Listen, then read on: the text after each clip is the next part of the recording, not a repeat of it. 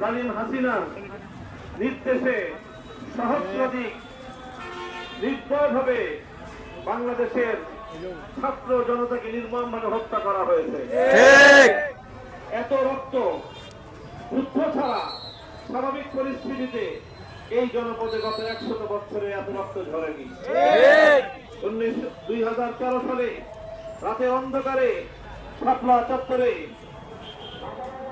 সেজদাবনত তাহাজ্জুদরত ঘুমন্ত হেফাজতে ইসলামের আলেম ওলামা ইসলাম প্রিয় জনতার উপর হামলা পরিচালনা করে অসংখ্য অগণিত মানুষকে তারা হত্যা করেছিল।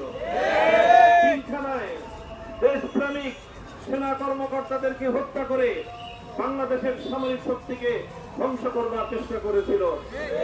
2014 সালে বিরোধী দলীয় সব ধরনের নেতা কর্মীদেরকে হামলা মামলার মাধ্যমে দেশ থেকে তাদের উৎখাত করেছিল। 2021 সালে নরঘাতক মুসলিম বিদ্বেষী মুসলমানদের রক্তে যার হাত রঞ্জিত গুজরাটের কসাই নরেন্দ্র মোদীকে এনে যখন বাংলাদেশের স্বাধীনতার সুবর্ণ জয়ন্তীর সেই আনন্দ ঘন অনুষ্ঠানকে কলঙ্কিত করার পায়তারা চালিয়েছিল, এদেশের ধর্মপ্রাণ মুসলমান শুধুমাত্র শান্তিপূর্ণ প্রতিবাদ করেছে। এই নরঘাতক শেখ হাসিনা তার আরেক নরঘাতক এই নরেন্দ্র মোদীর ভালোবাসায় এতটাই উন্মত্ত হয়ে পড়েছিল, সে সেই গুজরাটের কসাইকে সন্তুষ্ট করার জন্য পাখির মতো গুলি করে প্রায় 25 জন হেফাজতের আলেম ওলামা ছাত্রদেরকে হত্যা করেছে। প্রতিবাদ করার অপরাধে প্রায় 1200 আলেম ওলামা হেফাজতের নেতা কর্মীদেরকে গ্রেফতার করে কাউকে 1 বছর 2 বছর 3 বছর পর্যন্ত অন্ধকার কারা প্রকোষ্ঠে বন্দী করে রেখেছিল। জুলুম, অত্যাচার, অবিচারের দাস্তান অনেক দীর্ঘ। এটা বলতে গেলে দিনের পর দিন সময় চলে যাবে। আমরা শুধু এতটুকু বলতে চাই, শেখ হাসিনা ফ্যাসিস্ট, অত্যাচারী, খুনি, নরঘাতক শেখ হাসিনার এই জুলুম শুধু সে একা করেনি। তার জুলুমের ধরন দেখলেই বোঝা যায় সে মানুষের খুনের পিপাসায় পিপাসিত ছিল। মানুষের খুন ছড়াতে পারলেই, মানুষকে খুন করতে পারলেই সে শান্তি পেত। এই ধরনের একটা সাইকোপ্যাথ, এই ধরনের একটা মানসিক বিকারগ্রস্ত মানুষ বাংলাদেশে প্রধানমন্ত্রী ছিল। এই কলঙ্কের দাগ আমাদেরকে 1000 বছর পর্যন্ত বয়ে বেড়াতে হবে।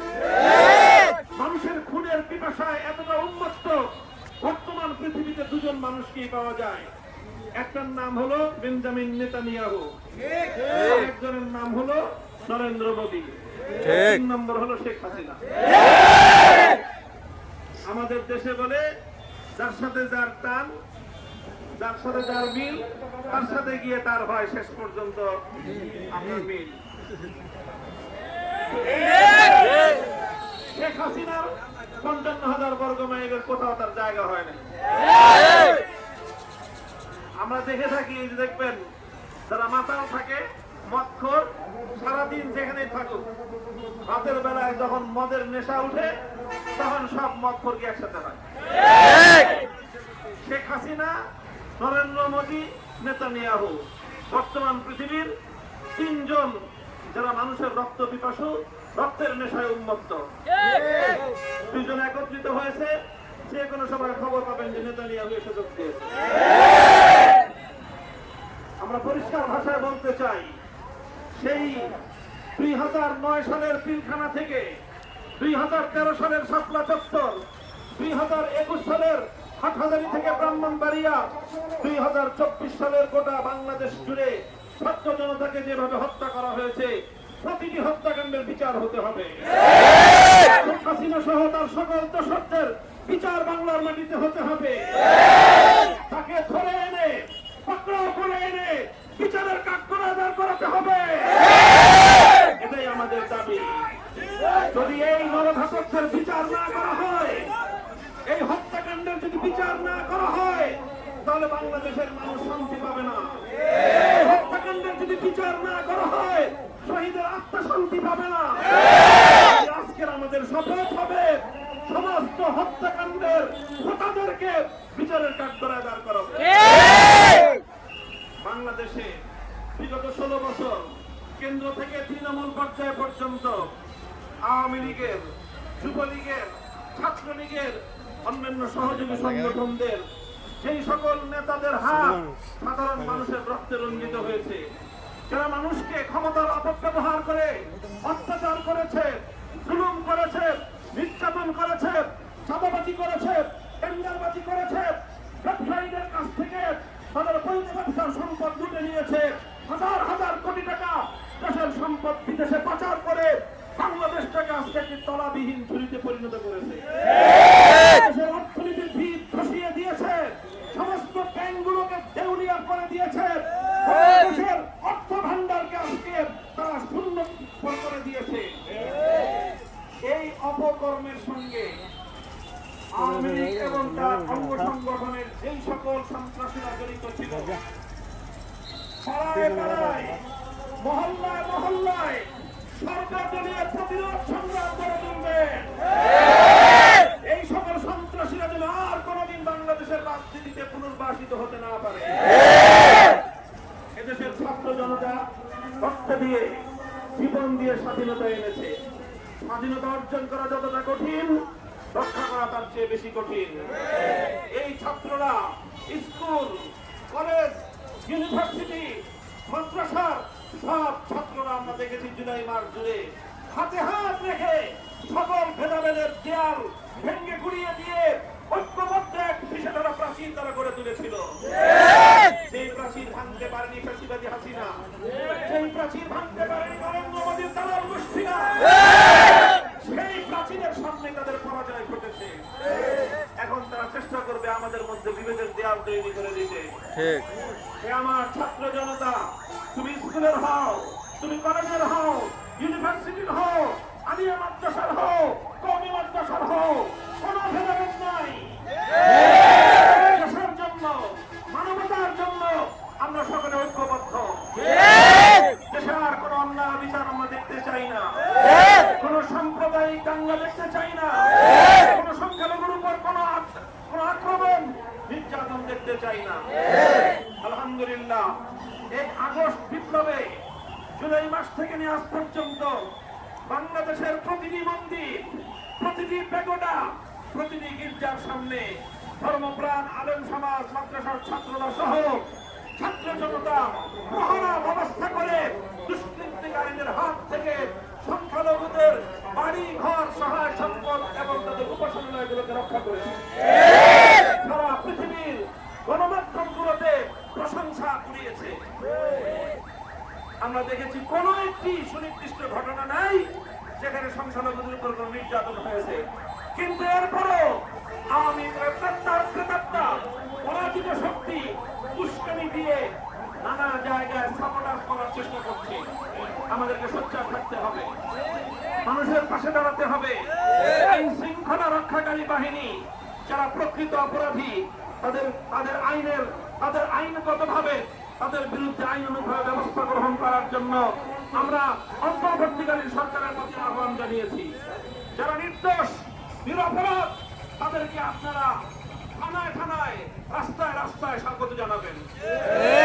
ট্রাফিক পুলিশদেরকে রাস্তায় দায়িত্ব পালন করার জন্য তাদেরকে ফুল দিয়ে আপনারা সংবর্ধনা জানাবেন, সহযোগিতা করবেন, তাদেরকে তাদের পাশে দাঁড়াবেন, যেন নিরপরাধ কোন একজন পুলিশ, নিরপরাধ কোন একজন ট্রাফিক, কোন একজন আইন শৃঙ্খলা রক্ষাকারী বাহিনীর সদস্য যেন আর কোন ভীত সন্ত্রস্ত থাকতে না হয়। আমাদের দেশ আমরা মিলেমিশে শান্তিপূর্ণ দেশ গড়ব। 15ই আগস্টকে কেন্দ্র করে শত শত মানুষের লাশের গন্ধ এখনো আমাদের নাক থেকে দূর হয়নি। 50 বছরের পুরানো সেই শোকের কাহিনী আর দেশের মানুষ এখন শুনতে চায় না।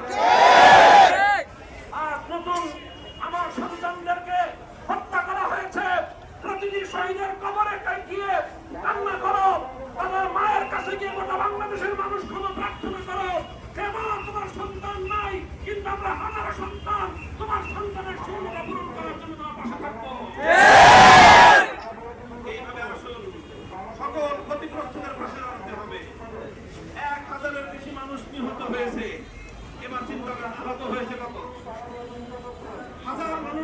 নিহত হয়ে থাকে, পঙ্গু হয়েছে কত মানুষ, চোখের দৃষ্টি হারিয়েছে কত মানুষ, হাত পা হারিয়েছে কত মানুষ, পুনরাবৃত্ত হয়ে হাসপাতালগুলোতে কাটাচ্ছে কত মুমূর্ষু মানুষ। এই মানুষদের পাশে আমাদেরকে দাঁড়াতে হবে। আপনার প্রত্যেকে, প্রত্যেক এলাকায়, প্রত্যেক থানায়, ইউনিয়নে, জেলায় জেলায় হেফাজতে ইসলামের পক্ষ থেকে, বাংলাদেশ খেলাফত মজলিসের পক্ষ থেকে, খেলাফত মজলিস সহ সকল সংগঠনগুলোর পক্ষ থেকে উদ্যোগ গ্রহণ করবেন।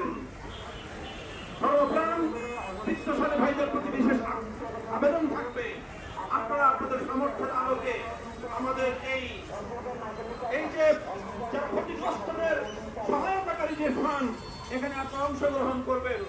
এই অর্থগুলো নিয়ে আমরা প্রত্যেকটি এলাকায় ক্ষতিগ্রস্তদের তালিকা করে তাদের বাড়িতে গিয়ে গিয়ে আপনারা তাদের পাশে দাঁড়াবেন, সান্ত্বনা দিবেন ইনশাআল্লাহ। 14ই আগস্ট আজকে, আগামীকালকে 15ই আগস্ট, তারপরে 16ই আগস্ট, 3 দিন গোটা দেশবাসী বিশেষভাবে সজাগ থাকবেন। ষড়যন্ত্রকারীরা বিপ্লব এবং অভ্যুত্থানের উদ্দেশ্যকে ব্যর্থ করে দেওয়ার জন্য তারা ষড়যন্ত্র করছে। বিদেশে বসে তাদের বিদেশি প্রভুদের সহায়তায় আমার দেশের অভ্যন্তরে বিশৃঙ্খলা সৃষ্টি করবার পায়তারা চালাচ্ছে। ইনশাআল্লাহ এই পরাজিত শক্তি আর কোনদিন বাংলাদেশে মাথা চাড়া দিয়ে উঠতে পারবে না। যদি বাংলাদেশে রাজনীতি করতে হয়, আমি আওয়ামী লীগের যে সকল লোকেরা সন্ত্রাস করেন নাই, মানুষের উপর জুলুম করেন নাই, তাদেরকে বলবো সব সন্ত্রাসীদেরকে ছাঁটাই করেন। শেখ হাসিনার নেতৃত্বাধীন পুরা কেন্দ্রীয় কমিটিকে ধলাই করেন। ভালো মানুষ যদি আপনাদের মধ্যে থেকে থাকে, তাদেরকে দিয়ে আরো ভালো হয় আওয়ামী লীগের নামটা বদলায় ফেলে। দেশের মানুষ আর কোনদিন এই সন্ত্রাসী ফ্যাসিবাদী পালায়নপর শেখ হাসিনার অনুসারীদেরকে গ্রহণ করবে না। যে নেত্রী এত অহংকারী, এত দাম্ভিক, এত বড় বড় কথা বলেছে, এরপরে গোটা দেশের তার নেতা কর্মীদেরকে চুরির মুখে রেখে নিজে তার বোনকে নিয়ে আর ক্ষমতা কাটনি দিয়ে একা একা সেই দাদা বাবুদের দেশে পালিয়ে গেছে। এরকম ভীরু কাপুরুষ, এই ধরনের নেতা কোনদিন কোন জাতিকে, কোন দলকে, সংগঠনকে নেতৃত্ব দেওয়ার অধিকার রাখে না। ইনশাআল্লাহ আগামী দিনে বাংলাদেশ খেলাফত মজলিস আপনাদের পাশে ছিল, দ্বিতীয় আগামী দিনেও থাকবে। খেলাফত মজলিসের জন্য আপনারা প্রতিটি এলাকায় এলাকায় শক্তিশালী সংগঠন করে তুলবেন ইনশাআল্লাহ। আপনাদেরকে তৌফিক দান করুন, কবুল করুন। ওয়া আখিরু দাওয়ানা আলহামদুলিল্লাহি রাব্বিল আলামিন। আসসালামু আলাইকুম ওয়া রাহমাতুল্লাহ। সুবহানাল্লাহি ওয়া বিহামদিহি, সুবহানাল্লাহিল আযীম। اللهم صل على محمد وعلى ال محمد كما صليت على ابراهيم وعلى ال ابراهيم انك حميد مجيد। আল্লাহ আমাদের এই আত্মদানকে যারা শাহাদাত বরণ করেছে তাদের শাহাদাতকে কবুল করুন। আমিন। মহৎ বৈষম্যহীন ইনসাফপূর্ণ একটি সমাজ গঠনের প্রত্যয় নিয়ে যারা আন্দোলন সংগ্রাম করেছে, আল্লাহ তাদের স্বপ্নকে আপনি বাস্তবায়ন করুন। আমিন। ইনসাফের একটি সমাজ কায়েম করে দিন। আমিন। আল্লাহ আমরা বিশ্বাস করি আপনার দ্বীন ইসলাম ছাড়া পরিপূর্ণ ইনসাফ কায়েম হওয়া সম্ভব নয়। আল্লাহ আপনি জমিনে সকল মানুষের মুক্তির জন্য, ন্যায় বিচার প্রতিষ্ঠার জন্য আপনার দ্বীনকে আপনি বিজয়ী করে দিন। আমিন। সুবহান রাব্বিকা রাব্বিল ইজ্জাতি আম্মা ইয়াসিফুন ওয়া সালামুন আলাল মুরসালিন।